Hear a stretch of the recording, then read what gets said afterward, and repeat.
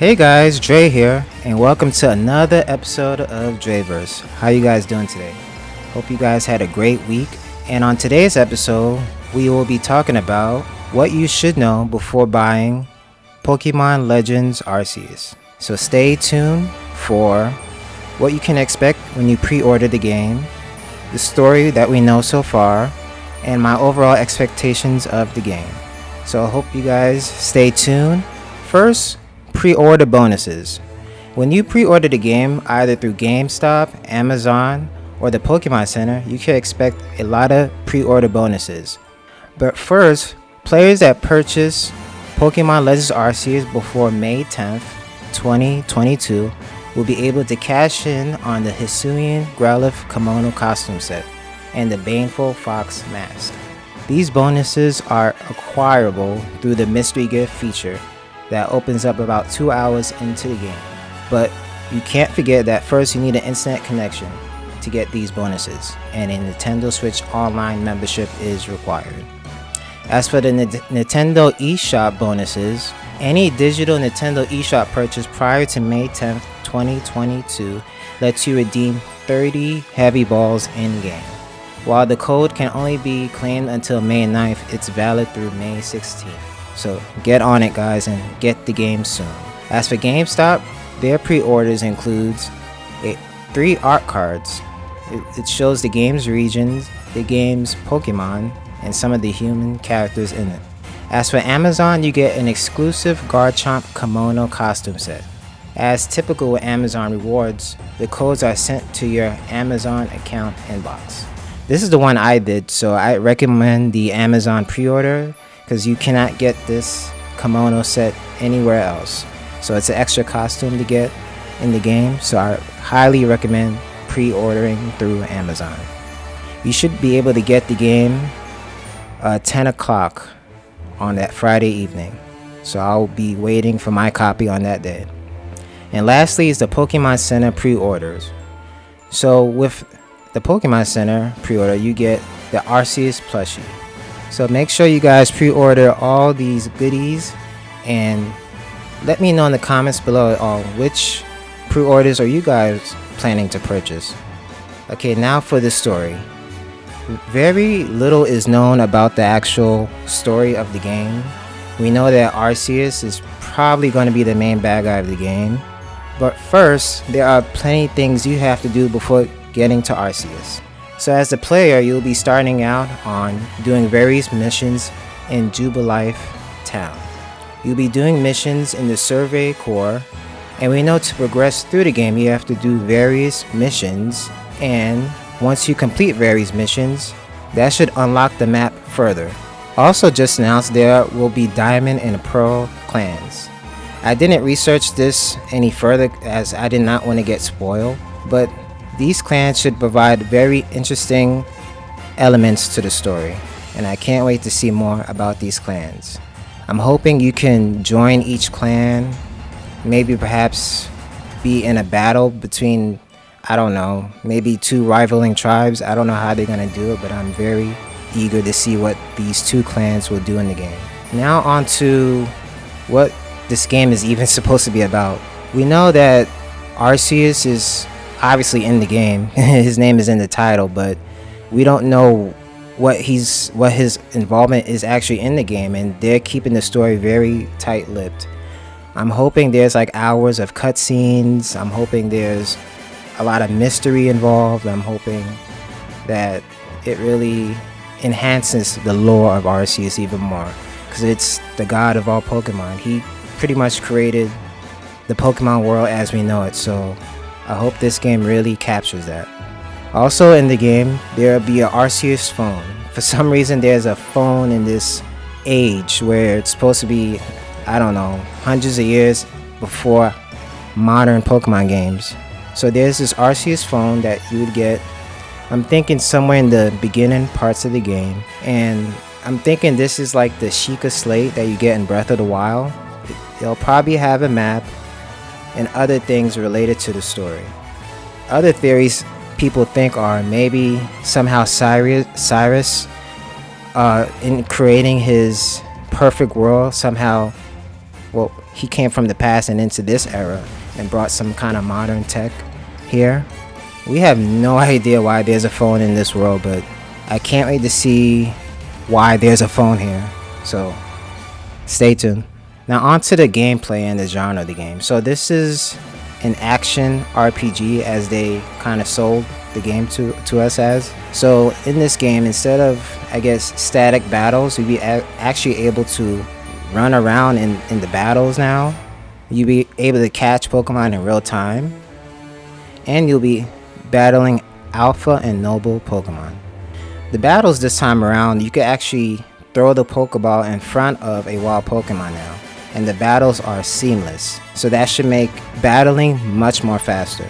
You can actually choose which Pokemon you want to send out now. Instead of just putting your Pokemon that you want first in the party, you could just choose which one you want to take out in real time. And there's no separate battle sequence, so everything is seamless, fast, and this excites me most. And in this new battling, we have the agile style and the strong style. So the agile style will be able to get extra hits in, while the strong style it'll be a much more stronger attack, but less hits. So this should be a fun way in changing up the usual formula, and I'm liking this new gimmick. Who knows if this is going to be in future games. And now we can even mount Pokemon. So we have Weirdeer, we can mount on him, and we can mount on the new flying type Pokemon and water type Pokemon, and this should be a really fun feature that we've never seen before in a Pokemon game. There is even a rumored Pokemon where we'd be able to climb mountains with. I can't wait to see if this is really true. But out of the Pokemon that we know that we can mount on, I'm really excited to be flying in the air with Pokemon. I love this feature when it was done in Omega Ruby and Alpha Sapphire, and it seems in this case you could actually freely fly your Pokemon, which should be really exciting. I'm thinking this is probably in the end of the game. I'm so excited they added this, and it's going to be really fun to do. And as I said before, now you can catch Pokemon pretty much seamlessly. You don't have to go into a separate battle scene. You can just throw the Pokeball at the Pokemon you want. You're gonna have to creep behind certain Pokemon or they'll run away. Or some will attack you when they see you from a distance. So plan your captures wisely. I think this is sick, and you can even catch Pokemon while you're mounted on Pokemon now, which is so fun. So it's gonna make capturing Pokemon so much faster. And the different encounters you will have will make catching Pokemon exciting enough where, because I know in this game you're gonna have to catch Pokemon many times, especially Pokemon of the same species. So I'm just hoping each species has different enough characteristics that make the captures very exciting. And introduced in this game are Alpha and Noble Pokemon. So Alpha Pokemon are the enraged Pokemon with red in their eyes. So Alpha Pokemon are the Pokemon that are angry and will attack you, and they can even knock out the player. So this is going to be very interesting. Never before done in a Pokemon game. We're going to have to roll, dodge, and get out of the way, and just hopefully we'll be able to have a fun time in these encounters. We don't know why these Pokemon are enraged. So we'll see why in the story. We don't know if Arceus is making them angry or what. Then there's the noble Pokemon. So these Pokemon seem to have a larger lore behind them, and they even have captains guarding them before you battle them. And these are going to be different from the Alpha Pokemon battles because you have to throw bombs at them. I think this is going to be so much fun. It's going to make the battling very different and very fast paced, which I think this series needs very much. Alright, on to my expectations. Well, what I think we'll see is a progression system similar to Xenoblade. So in Xenoblade, once you get through each story segment, you go to the next part of the map. And each map had a pretty much big world to see, but you couldn't explore the whole world like in Breath of the Wild. So for this game, you'll be going to Jubilife City, or Jubilife Town I should say, and then from there you probably could go from a grassy plain to a forest plain, and I think you'll progress in a linear fashion. So the whole world won't be opened up to you. So this is not a full open world game as people thought. I think it will also have other similarities to the Monster Hunter series. So in the Monster Hunter series, You take on various missions, and the focus is more on the monster and the battling. There's not much story to those, and you get various rewards that way. And the incentive to fighting those monsters are to get upgrades for your costumes, etc.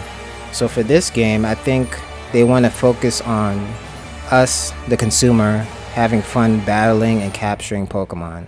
So I don't expect to see other towns or trainers or Pokemon League. Based on what we've seen on the footages so far, is that it's pretty much an empty world but with Pokemon running around. So they want to capture that feeling of you being in the wild with Pokemon. So don't expect to be battling hundreds of trainers or trying to work your way up to getting to the Pokemon League and battling gyms.